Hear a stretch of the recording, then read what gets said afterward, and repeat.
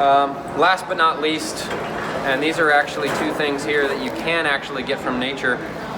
These are all supplements, again, that I say we carry because you can't get from nature. But as far as food be our medicine, you can actually get these both from nature. At the Garden of Eden, we grow 30 plus different herbs. Herbs are honestly, they're known thousands of years to be a great medicine. You can drink them as a tea. You can make an essential oil out of them. You can make tinctures out of them. You can put them in your food. Either way, herbs are actually the most nutrient-rich, the most nutrient-dense food on earth besides organ meat.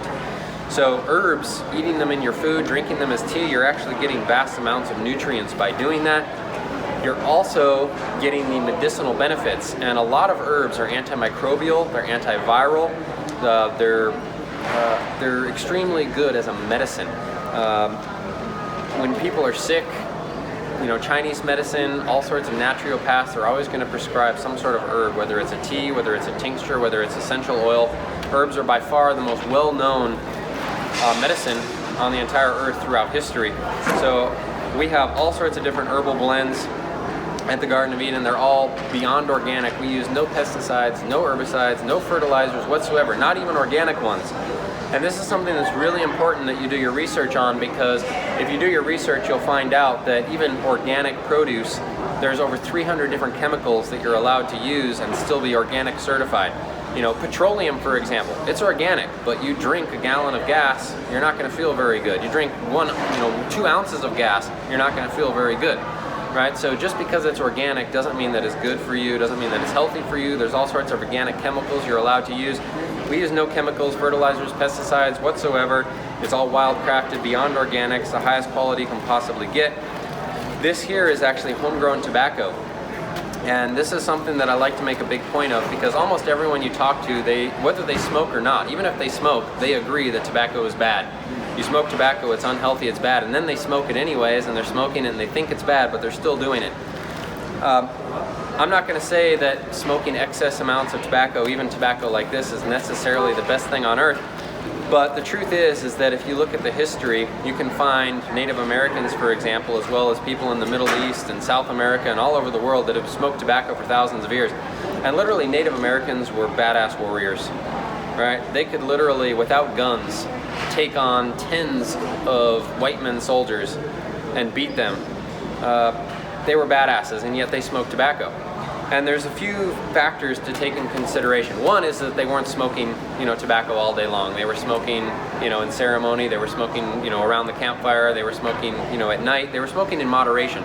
But really, the big factor is they were smoking natural, wild-crafted tobaccos.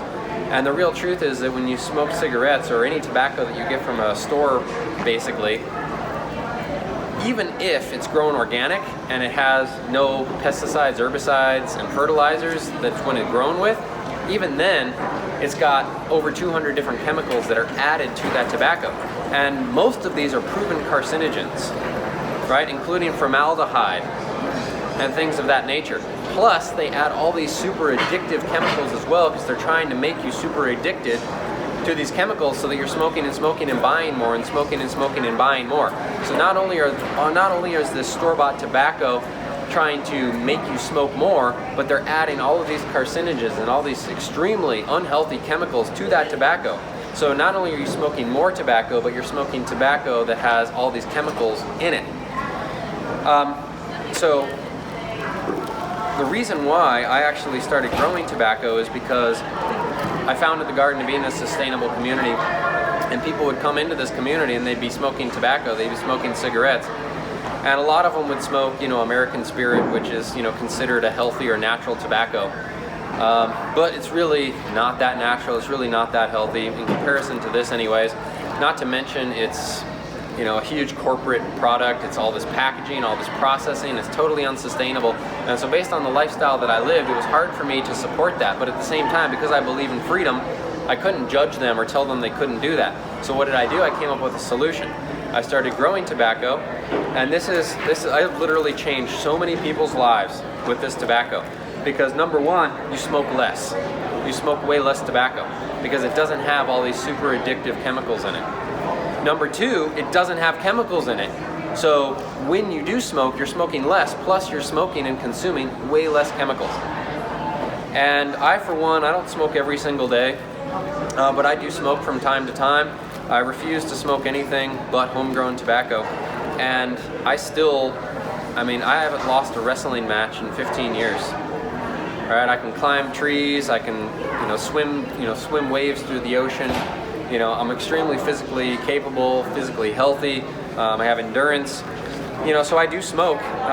When you do it properly, when you do it in moderation, when you do it in high quality, not only is it not unhealthy, but there is actually medicinal benefits to tobacco. For one, it's a great stress reliever, and that's actually when I smoke the most, and if I'm in extremely stressful situations. Like, I have a great life. My life is super blessed, super great, but sometimes shit happens. Sometimes life is tough. Sometimes life's a little more difficult.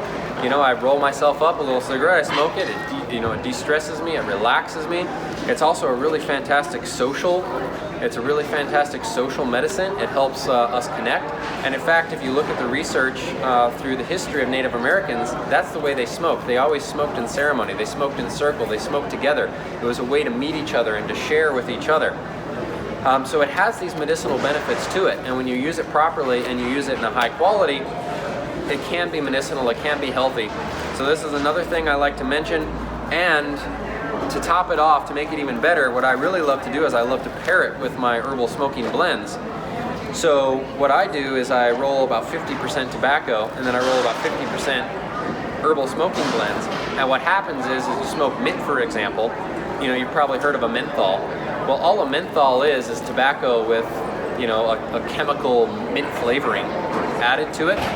When you add mint to it, you get that menthol flavor. It tastes like you're smoking mint. It smells like you're smoking mint. And so it's this really great thing because it tastes better and it smells better. And when you're smoking around people that normally don't like cigarettes or tobacco, they're like, oh, gross, that smells horrible. When you smoke this around them, they're like, oh, is that incense?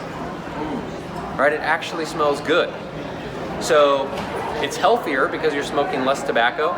Also, herbs have various medicinal qualities to it. It tastes better, it smells better, and it's cheaper because you're substituting the cost of that tobacco with the cost of that mint, which is actually cheaper than tobacco itself. So there's all sorts of upgrades to that. It's a really cool alchemy. Again, all of these things are available at www.intothegardenofeden.com. Highest quality,